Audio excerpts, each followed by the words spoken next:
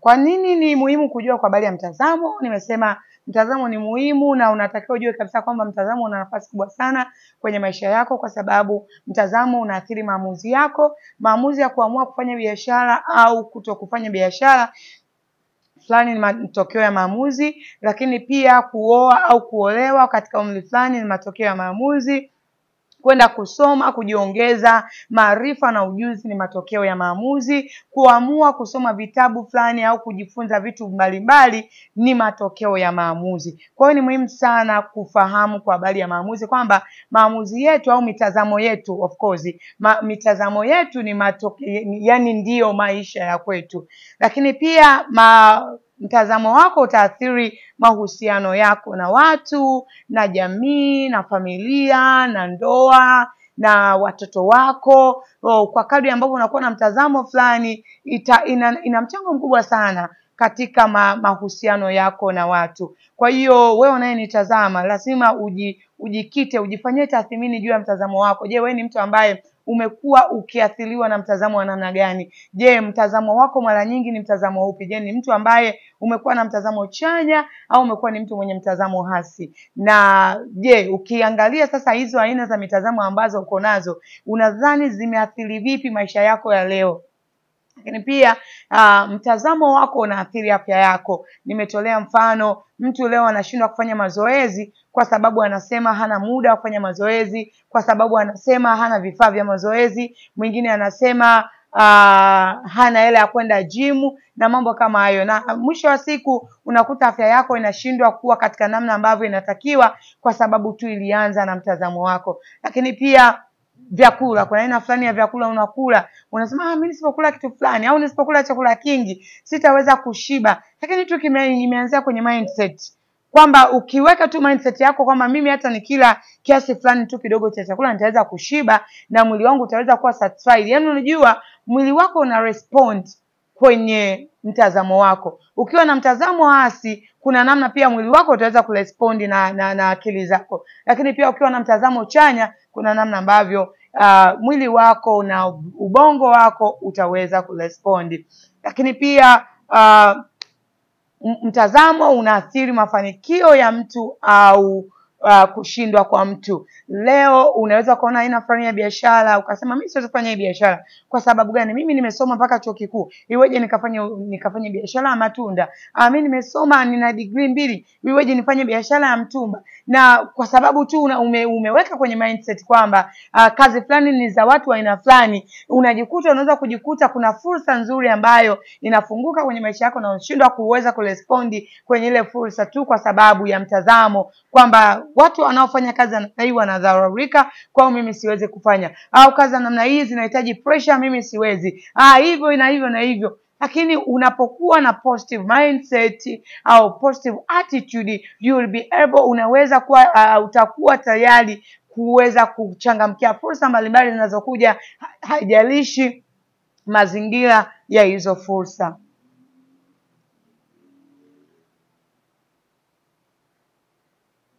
Amen. Sasa tutatazama, kama nilivyosema wiki iliyopita nilizungumzia kwa ufupi sana aina za mtazamo. Tukasema ziko aina mbili tu za mtazamo. Zipo nyingi lakini nikaziweka katika makundi mawili. Mtazamo wa kwanza ni mtazamo chanya. Mtazamo chanya ambao ni mtazamo ambao mtu anakuwa na uchanya, yani anakuwa na upande wa kuweza, upande wa kuweza kusamehe, upande wa kuona kwamba vitu vinawezekana, upande wa kuona kwamba watu wanampenda, yani anaona ile ability yake, anaona kuwajibika kwake, yani anakuwa na ile namna ya kutazama vitu katika namna ya uchanya zaidi kuliko katika hali ya uhasi. Na mtu ambaye ana mtazamo chanya ni mtu ambaye kama ambavyo nimesema huona fursa badala ya vizuizi. Kwa mfano, mtu ambaye ana mtazamo chanya ndani ya kufanya mazoezi anaweza akasema mimi nitakuwa najitahidi kila nitoka kazini nitakuwa ninatembea kwa dakika 30, na nitakapokuwa natembea katika dakika 30 badala ya kuosha gari kwenda kununua kitu fulani, maybe umezoea kila mara kuna mali unaenda kuchukua vitu fulani, labda maziwa au kununua product fulani, na mara nyingi labda unatumia gari. Sasa utasema mimi baada ya kutumia gari nitakuwa natembea kwa miguu. Unafanya calculation ya ule muda, na kwa hiyo hapo kwako inakuwa ni kama fursa. Umefuata hiyo bidhaa, lakini pia umeweza kuupa mwili kitu ambacho ni cha faida. Na hivyo inapokuja fursa, inapokuja nafasi fulani, baada ya kwamba hiki kitu hakiwezekani, kwa sababu ya muda wangu sitaweza, kwa sababu ya nguvu zangu sitaweza, wao unaona kuweza, unasema bwana, mimi nitafanya, mimi nitasoma udaktari, mimi nitafanya mpaka PhD, mimi nitakuwa na ndoa nzuri. Yani haijalishi kila mtu anasema ndoa nzuri hazipo, mimi kati ya watu watakao kuja kuwa na ndoa nzuri, I am the one. Kwa hiyo utakuwa unaona vitu ambavyo katika mtazamo wa chanya badala ya kuona vizuizi. Lakini pia mtu ambaye ana mtazamo chanya, faida yake nyingine, anaongeza kiwango cha furaha. Watu ambao tuna mtazamo chanya, we are always happy. Yani haijalishi unapitia nini, lakini ndani yako utakuwa unaona, yani una ile expectations. Mtu ambaye ana mtazamo chanya anakuwa na matarajio kwamba kesho nitafanya vizuri, kesho nitapata fursa nzuri, kesho nitakutana na watu wazuri, kesho, yani unakuwa na ile mtazamo, yani unakuwa na yale matarajio, na sio matarajio mabaya, unakuwa na matarajio mazuri kwamba kitu kizuri kitaweza kukupata wewe, kwamba mimi kesho nitapigiwa simu, kesho nitapata fursa fulani, kesho mtu mzuri hivi na hivi na hivi. Kwa hiyo utakuwa ni mtu ambaye kiwango chako cha furaha ni kikubwa, tofauti na mtu ambaye ana mtazamo hasi. Yani mtazamo wa mtu mwenye mtazamo hasi, muda wote anawaza hii biashara yangu itafilisika, hii ndoa sijui kama hata Desemba tutafika, hii huduma sijui mimi au tu nifunge hii. Yani you are always in a negative side. Lakini mtu ambaye ana mtazamo chanya, very cheerful, ana furaha, anaona mambo yanawezekana, anaona kibali, hata kama mazingira ya nje yanamuonyesha kutokuweza, yeye anajiona kuweza, anaona ushindi. Yani kwa ufupi, mtu ambaye ana mtazamo chanya anaona ushindi, na unapokuwa unaona ushindi kama ambavyo nimesema, you create energies. Unaanza kuvuta energy fulani, positive energies kwenye maisha yako, na furaha inakuja. Unajua furaha haitengenezwi na vitu, lakini furaha huwa inaanzia huku kichwani. Ukishakuwa na positive mindset, kuna kitu kwenye mwili kinaitwa dopamine. Dopamine hormone inakuwa released kwenye mwili wako, inamwagwa. Kwa hiyo unakuwa unasikia tu furaha, hata kama hakuna kitu cha kufanya furaha, lakini ile tu ndani yako unakuwa unajisikia furaha. Lakini pia ina boost afya ya akili. Mtu ambaye ana mtazamo chanya, afya yake ya akili iko vizuri, kwa sababu kabla mtu hajapata changamoto ya afya ya akili, unakuta dopamine hormone inashuka chini, inakuwa ndogo, na unaanza tu kuwaza mambo mabaya, na unajikuta unaanza kupata magonjwa, unaanza kuona vitu visivyoonekana, unaanza kusikia vitu ambavyo wengine hawasikii, unaanza kuona kila mtu ni mbaya, mambo kama hayo. Lakini pia mtu mwenye mtazamo chanya, ukiwa mtu mwenye mtazamo chanya, itakusaidia sana kuimarisha mahusiano yako ya ndoa, ya familia. Leo kuna watu wako ndani ya familia, unaona kila mtu hakupendi, baba hakupendi, dada hakupendi, wadogo zako hakupendi. Ukiuliza sema wananiona mimi sijasoma, kwa hiyo hata hawaniheshimu, wananiona mimi sina hela, kwa hiyo sina msaada kwao. Lakini it is something ambacho sio kweli. Kwa hiyo unapokuwa na mtazamo chanya, utatengeneza mahusiano mazuri. Kama uko kwenye ndoa, utamwamini mwenza wako, utachukulia vitu vingi sana katika namna ya mtazamo chanya na sio kwenye mtazamo hasi. Wiki iliyopita nilitolea mfano, mume wako ukipiga simu asipopokea, utajua tu kwamba labda yuko ofisini, yuko kazini, au yuko kwenye meeting, amechelewa kufika. Ndani yako atakuwa kwenye foleni. Lakini sio tu moja kwa moja huyu bwana anachepuka, huyu bwana akapita kwa mchepuko, huyu bwana, itakupa kuchanganyikiwa. Na sasa kama ambao nimesema, ukishakuwa na mtazamo hasi, hata the way you act unabadilika. Yani unaanza kufanya katika namna ya uhasi. Yani utaanza kuongea vibaya, utaanza kutenda vibaya, itaathiri uhusiano wako. Hamna mtu ambaye anapendwa kulaumiwa muda wote. Yani imagine wewe ni mwanamke umeolewa, yani mume wako tu kila akifika ni kesi. Kila akifika ni kesi. Yani unakuta mtu anachoka na anakukinai. Lakini pia hata marafiki, unashangaa unampigia tu simu mtu, yani hata hujamsalimia, Siku zote hizo hata tusalimiani. Mbona kama umenitupa? Akikwambia jamani mambo ni mengi. Najua tu kwa sababu unaniona mimi sina cha maana cha kukusaidia ndugu yangu. Sasa ni nani ambaye anapenda kupigiwa simu kila siku kulaumu? Wewe ukipiga eleza shida zako, don't start complaining. Kwa hiyo unapokuwa mtu mwenye mtazamo chanya utaimarisha mahusiano na watu kazini, utakuwa na mahusiano mazuri kwenye familia yako, kama ni mwanandoa utakuwa na mahusiano mazuri na mke wako na mume wako, na yani itaboost ile immunity ndani yako. Unajua unapokuwa na stress inashusha kinga ya mwili. Na kinga ya mwili yani mtu anasema mtu ambaye ana stress yuko prone 10 times kupata magonjwa zaidi ya yule mtu ambaye ana stress. Kwa hiyo unapokuwa na stress muda wote kwa sababu ya mtazamo hasi, unajiweka kwenye nafasi ya kupata magonjwa mara 10 zaidi ya yule ambaye hayuko kwenye stress. Ndio maana ukija kuangalia kwenye mambo ya afya utagundua kwamba magonjwa mengi yasiyo ya kuambukiza ni matokeo ya msongo wa mawazo. Pressure, stroke sometimes inakupata kwa sababu ya high blood pressure, vidonda vya tumbo, si unanielewa? Hivi vyote vinakupata kwa sababu umepata msongo wa mawazo. Na kwa sababu msongo wa mawazo unaopata gani? Matokeo ya mtazamo. Kwamba hapa sitoboi jamani, miaka 60 sijajenga, miaka 60 sijaoa, hapa nishakufa, kuisha habari yangu. Na nimekwambia, age is just a number. Mungu anaweza kukupa mke ukiwa na miaka 60, ukapata watoto, Mungu akakupa neema ukaishi miaka 100. Na ukaishi, just a matter of mindset and your attitude. Lakini pia unapokuwa na mtazamo chanya itakusaidia kufanikisha ndoto na malengo yako. Jamani, nataka niwaambie mtazamo chanya ni energy. Wale mnaokunywaga energy, mtazamo chanya ni energy kwenye maisha. Mtazamo chanya ni energy, yani ni kuna ile inaitwa, kuna hizo energy drink, lakini kuna zile Red Bull. Yani unapokuwa na mtazamo chanya, it's a booster, it boosts your immunity. Positive mindset, it boosts your ability to work, your ability to have big vision. Unapokuwa na mtazamo chanya, yani it activates you kuendelea kuwork hard hata kama vitu vioni vikitokea. Likewise, vice versa is true. Mtu ambaye ana mtazamo hasi, yani ni kama mtu ambaye hana nguvu, vitu haviwezi kwenda, yani ule mzuka, yani mtazamo chanya ni mzuka wa kufanya mambo yaweze kufanyika kwenye maisha.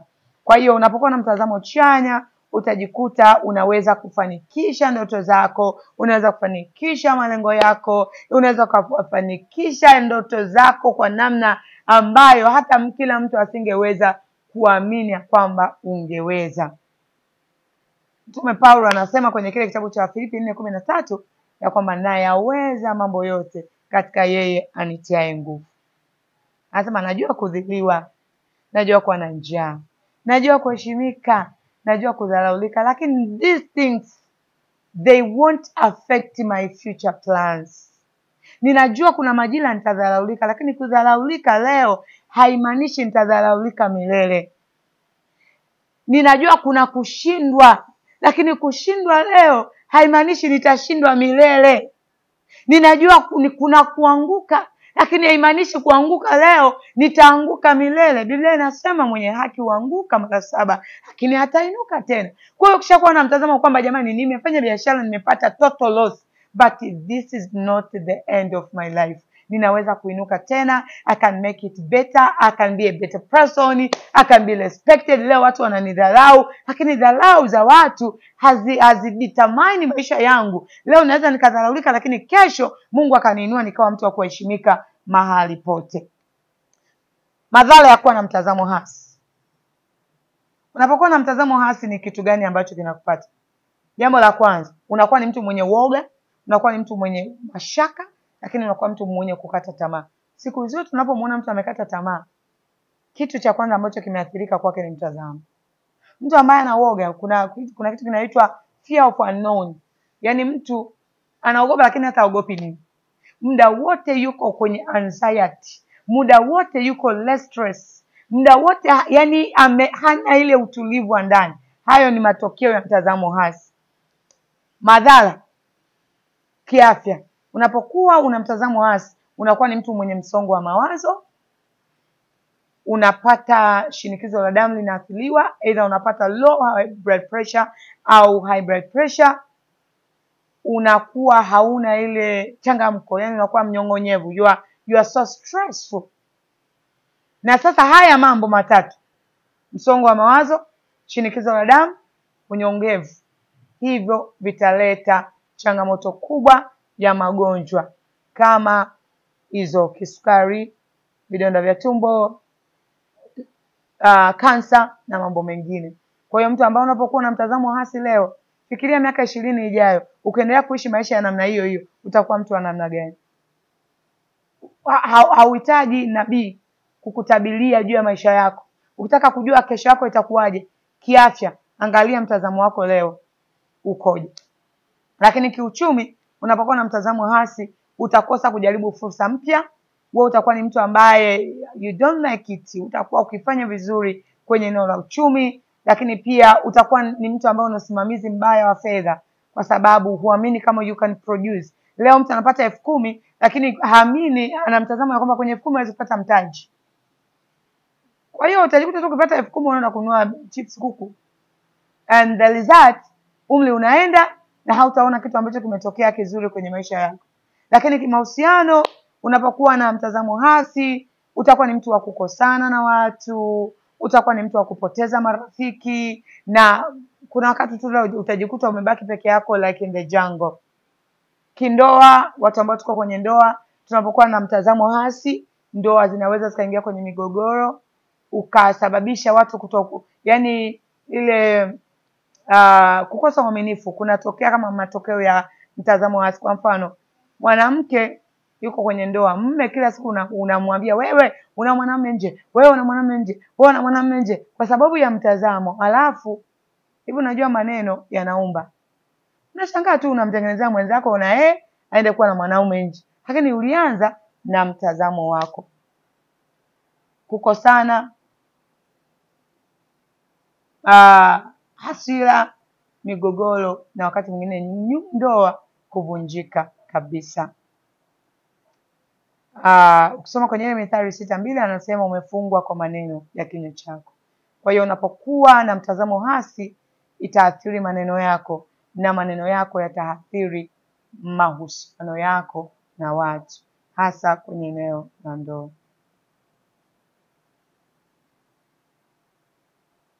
Hebu tuone baadhi ya watu ambao waliwahi kupitia kwenye changamoto, lakini hawakuweza kuruhusu zile changamoto zikaathiri mitazamo yao, na mwisho wa siku tunaona pamoja na kwamba walipita kwenye changamoto kubwa sana, lakini Mungu aliwapa neema ya kuwa outstanding characters, outstanding role models kwa watu. Mtu wa kwanza ni Oprah Winfrey.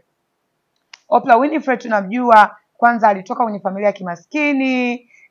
Alikutana na changamoto za utoto kama kubakwa na mtu wake wa karibu sana, na hata akabebeshwa mimba katika umri mdogo. Lakini tunaona alitoka, hakukubali historia yake iathiri maisha yake, na leo ukienda kule kumtafuta Oprah Winfrey, ni mmoja wa watu waliofanikiwa sana, ni mwanamama, ni mwanahabari mwenye ushawishi mkubwa duniani, na ni bilionea by the way. Kwa hiyo tunaona kwamba your background does not determine your future.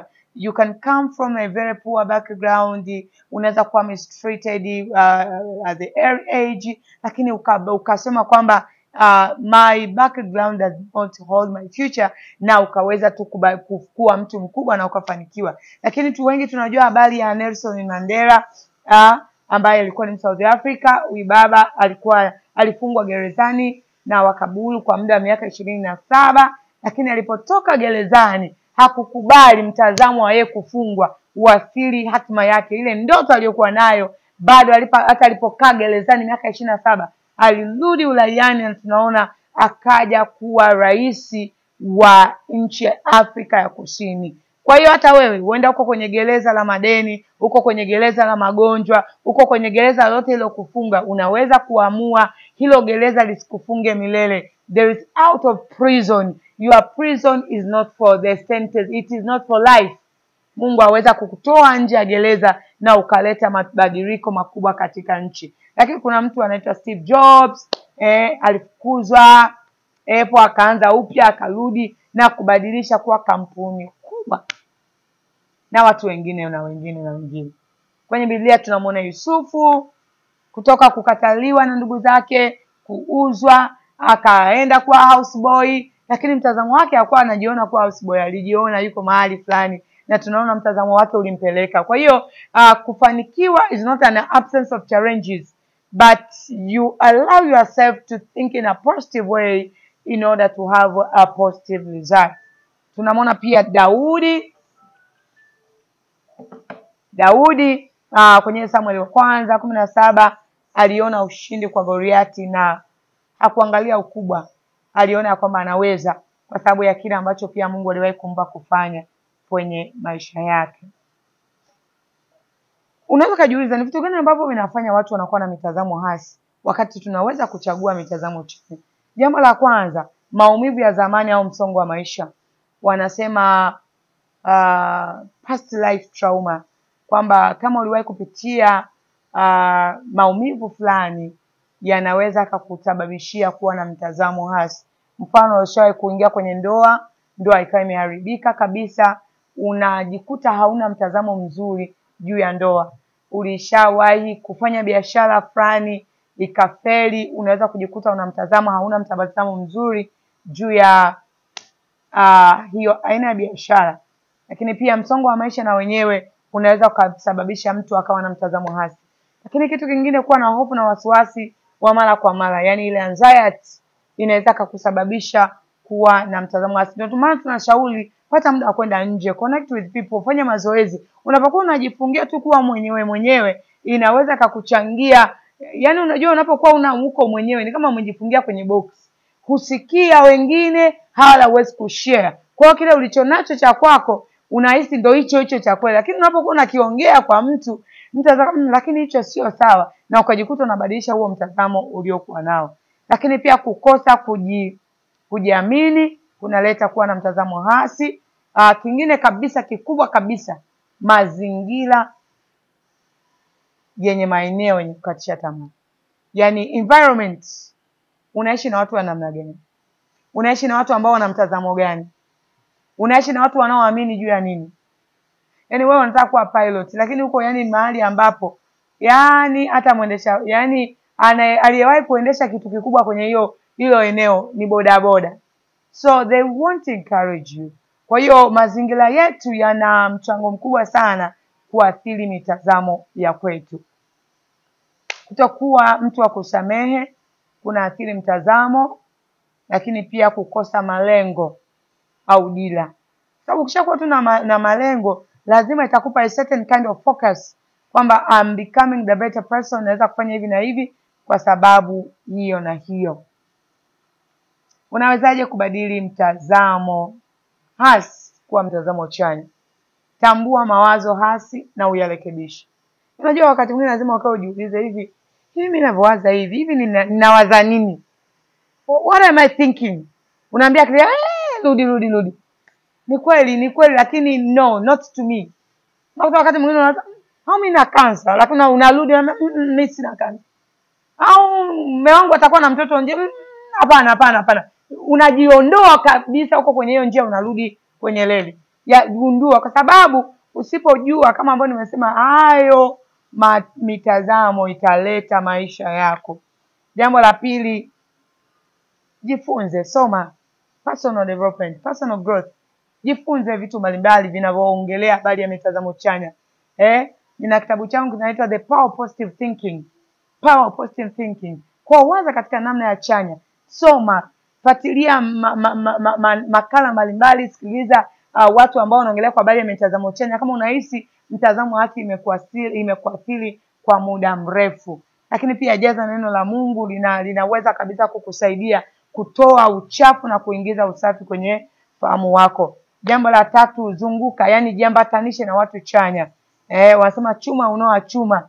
Kama una mtu ambaye anaamini kwenye mafanikio, na wewe tu utajikuta unaondoka kwenye hiyo mitazamo ya kushindwa na ya kimaskini kwa sababu tu ya aina ya watu ambao uko nao. Your network is your net worth. The power of association. Yani wewe ni matokeo ya watu ambao unaambatana nao. Kwa hiyo kama leo ukijifanyia tathmini ukaona kwamba wewe ni mtu ambao una mtazamo hasi, uangalia pia aina ya watu ambao uko nao wanakuzunguka.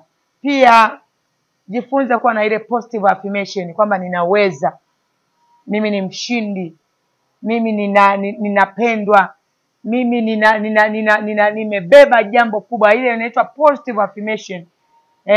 Kili mambo chanya. Hata kama unaona vitu hasi, wewe kili mambo chanya.